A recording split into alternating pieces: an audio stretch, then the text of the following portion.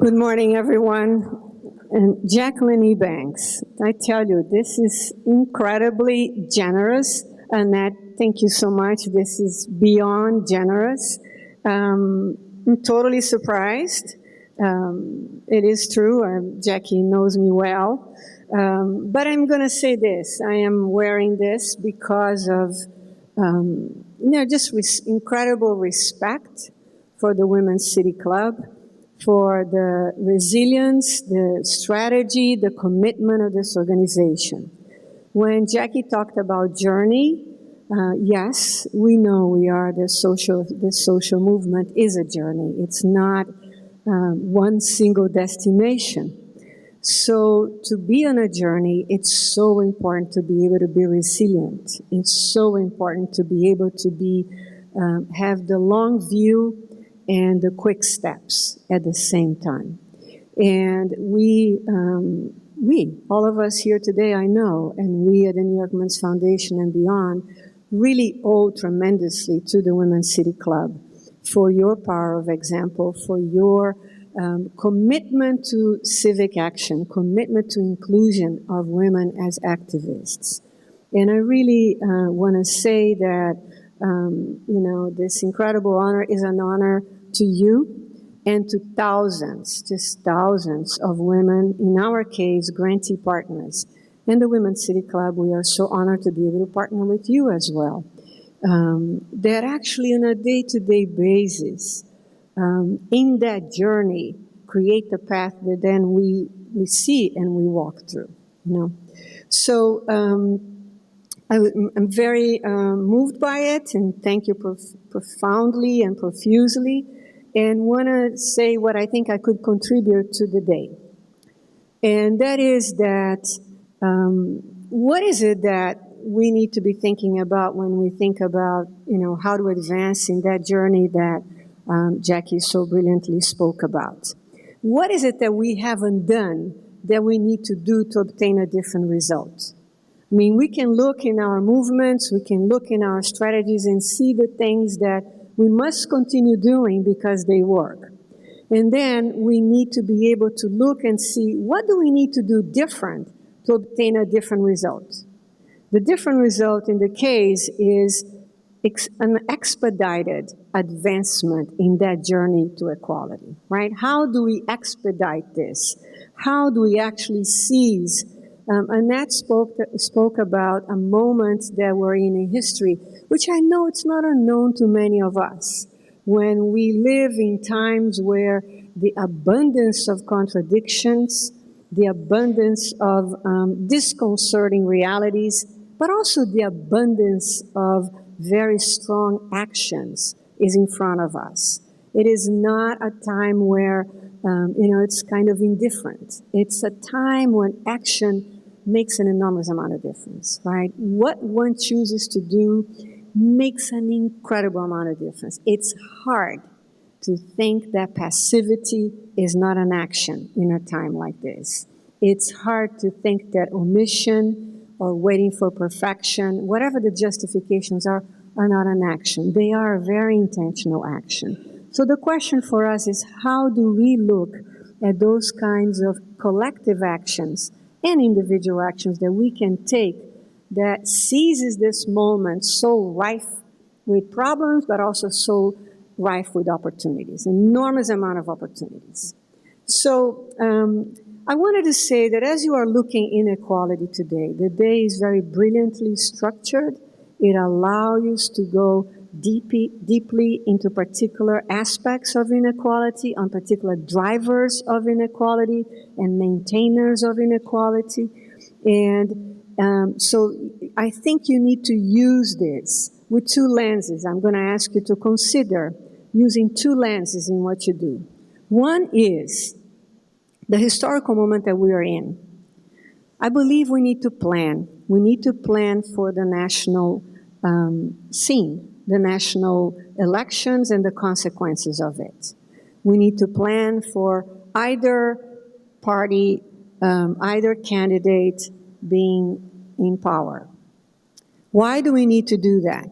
Obviously, each one of us, as our preferred candidate, But beyond that, we contend with the forces that are behind whoever doesn't get elected, no matter if they get elected or not. Would you agree with me on that?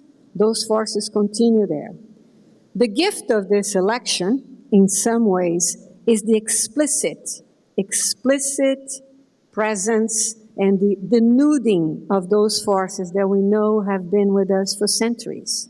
Those are forces around racism, those are forces around misogyny, those are forces around domination and other paradigms of domination. So I think it's really important to plan for success of the candidates that can move the policies that we want to move forward, because success breeds backlash, right? And we see that we have experienced the denuding and the increase of racism in this country during the presidency of our first Black president. That is not an accident. That is a reality that is completely connected to success. So we want to plan in advance for backlash. Working with backlash requires different strategies than working with success. Working with success means, and I would propose to you that, luckily, from my point of view, I would like to see a situation in which we can mobilize people to move all the policies. We have an opportunity. We elect candidates that are favorable to policies that bring equality. We must be ready to move all of those policies. We have to have a sense of urgency. It is not the case that we need to think, well, there's years ahead, we're going to do business as usual. No business as usual. That's one part. Advancing all the policies that we need to complete the work on and that we need to achieve. All the tipping points that we need to get to. And on the other hand, preparing for the backlash. What is backlash? Backlash is an organized set of strategies to demolish advancements that have been made, to prevent further advancements, to reinforce dehumanizing concepts, to reinforce domination concepts, and it happens at all levels, local level, regional level, national level. Now, why am I so optimistic about whatever the results are there? Because of you, because of us, because none of us has been solely dependent on having a sympathetic set of elected officials. We want that. We must have that. We deserve that. But we also know that we need to use that opportunity as wide as possible and that we need to reinforce and sustain the gains that we have made. So I would say that when you're talking about housing issues, healthcare issues, employment issues, educational issues today, think about what does it look like to really look at our overall set of movements working together to both advance and seize every opportunity, as well as maintain and ensure all the gains that we have achieved. So that's one thing that I wanted to propose. And in that concept, there is a concept which is we work in partnership with, we work in confrontation with, because movements are based in communities, movements are based in civil society, and movements are needed in a democratic state. A democratic state does not exist without civil engagement, without movements, without individuals, communities, and groups taking leadership and seizing the shaping of those policies. That's why the Women's City Club is a critical element. The other thing that I wanted to say is that we need to solidify the concepts that we talk about concepts of inclusion, concepts of intersectionality, we talk about concepts that struggles are not separated struggles. That is true. All of us have been doing incredible work on this area and have understood that when we don't do that, our victories are really very temporary.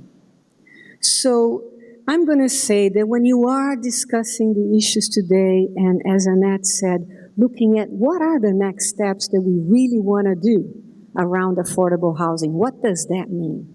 You need to take into consideration affordable housing for whom? What are the implications of affordable housing in health, in jobs, in families, in children, and older people? You've got to take into consideration how does affordable housing relates to violence? How does affordable housing relates to race, color, and ethnicity? How does it relate to immigration status? All-encompassing policies and all-encompassing approaches are no longer sufficient because they don't address all the dimensions of inequality. Is this making sense? To address dimensions of inequality, we need to ground our strategies in the real lives, in the real communities. And we don't say, oh, today I'm a woman, tomorrow I'm a Latina. I don't do that. You know what I mean? Like, so today I'm only going to think about affordable housing from a generic woman's perspective, right? Or the next day I'll be an immigrant. So how do we do that in the policies? Example, violence, domestic and public violence. The feminist movement and all of our other movements are very familiar with talking and understanding violence as rooted in patterns of patriarchal domination and misogyny, the devaluing of women.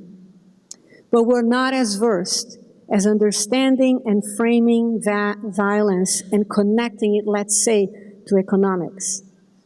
So when we look at policies around violence, we are not able to leverage opportunities for economic policies and other shifts that can be critical to eliminating violence. Yes, we, for instance, have learned from our grantee partners that organizations working with women who are survivors of intimate partner violence or family violence do need job training, do need support to create their own business, do need support in relocating and having housing. But we could go deeper than that. We could look at what are the financial shifts that we want to see in the banking industry, in the real estate industry, in the housing policies that actually would support with immediate, quick, and really, like that eagle eye of change that can make or break the ability of a woman and her family to seek and stay in safety. We know that at least 30%, I would say it's closer to probably 40-something% of the families who are in family shelters have gotten there. They're women-led, and they have gotten there because of violence. So clearly we have some good things going on, but we don't have enough. And we don't have enough because we're not connecting all those issues in our analysis. So my other challenge to you today is when you look at these next steps, what are all the shifts, all the win-win-wins that we could get? Why? Because, first of all, you get support from other movements. Not everybody gets the lethal effects of patriarchy, the lethal effects of misogyny. But many people can get the connection between that and economics, the connection between that and poverty, the creation of poverty through violence. Of course, poverty is in itself economic violence, but the escalating to other types of violence. So we need to make these connections. Why? Because November 8th, right, it's coming up very fast, so I'm thinking about the next day. And on that day, we collectively need to come out with a sense of urgency, with a clarity of strategies, and with a unity never heard before. I will tell you this.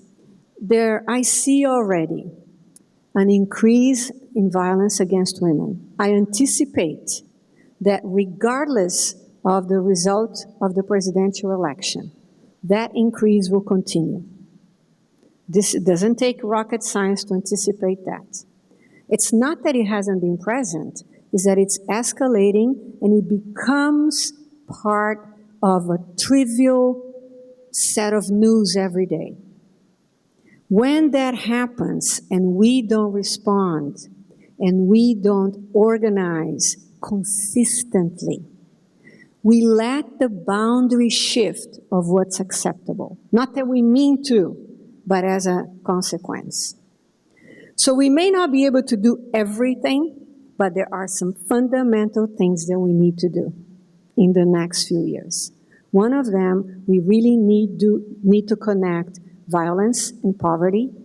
Poverty from the derailers, the blockers of opportunity, and one by one, look at the domino ones that need to be shifted. We need to be influencers. Jackie and Annette talked about that. What happens in New York City does matter beyond New York City. And we also learn from other places. So today, for instance, we see the change in California's law, that removes the limit of a 10-year limit on rape prosecutions. So that's super important. Why should there be a limit on prosecuting people and holding people accountable for violence against women? So we must follow that, and we must show others that things like that need to be done. There are a set of policies that have been put forth around economic security and economic equality. Equal pay, minimum wage to a living wage, and I'm going to say it's not enough to do that once. We need to fight for a formula of minimum wage that continues to maintain itself as a living wage. So it's not just the $15 or $16 or $20 amount. That's critical. And that kind of catch-up must happen. But we need to do that, instituting a formula that ensures that the level of wages in New York and beyond is a level of wages that always affords those who work full-time and full-time plus the ability, the dignity, and the opportunity to thrive. So those are things to think about. How do we make that change so it's not just as we got to 15, and by the time we get to 15, the real living wage will be closer to 17 or 18. How do we make that change? So we need to focus on economics. We need to focus on the persistent disparities around race, ethnicity, and color. We must do that. We must not be satisfied with a generic average. Recently, we heard that poverty decreased in the country. But actually, it is not true for Native American women. It is not true for Black women, and it is not true for Latinas. In fact, it's not true for Caucasian women either. For the whole population, it's a terrific thing. But when we look at ourselves, it's not what we need yet. So the ability to then counteract the dialogue, counteract the narrative and say, wait a minute, that number is no longer meaningful because it doesn't happen, it doesn't reflect honestly what's happening throughout communities. So when you are thinking about your policies today, think about that. Think about what actually happens. We're very good about equal pay that way, but we need to do that around all other policies. Why?